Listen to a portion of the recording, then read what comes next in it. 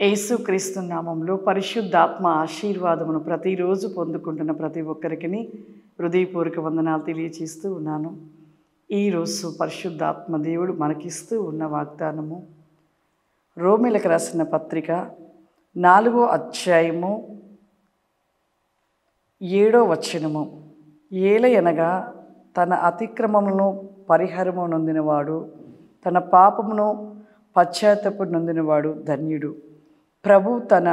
ప్రభు చేత నిర్దోషినని ఎంచబడినవాడు ధన్యుడు. ఈరోజు పరిశుద్ధాత్మ దేవుడు మనకిస్తూ ఉన్న వాగ్దానము.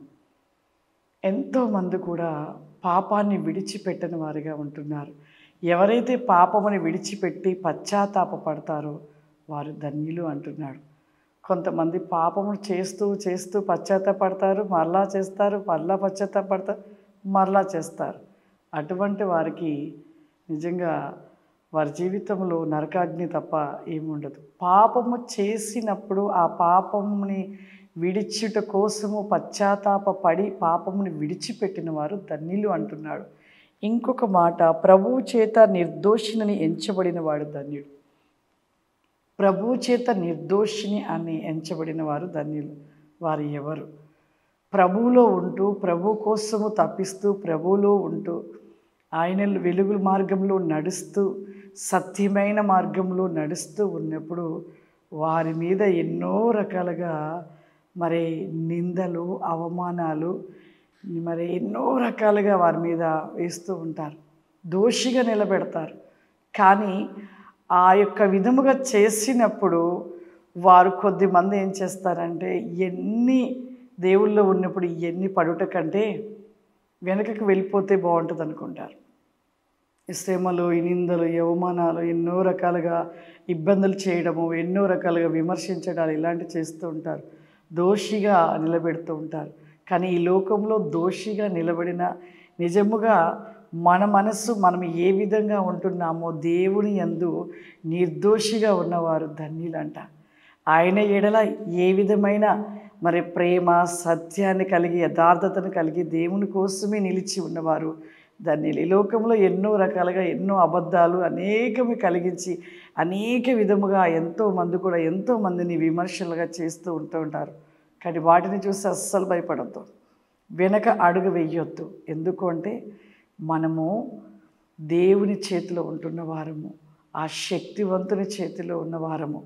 ఎన్నో ఇటువంటివి వచ్చాయి అనేసి వెనక అడుగు వేయవద్దు. మనుషులకు ఎప్పుడు భయపడద్దు, దేవునికి భయపడాలి, దేవునికి లోబడాలి, దేవుడు చెప్పిన రీతిగా నడుచుకోవాలి.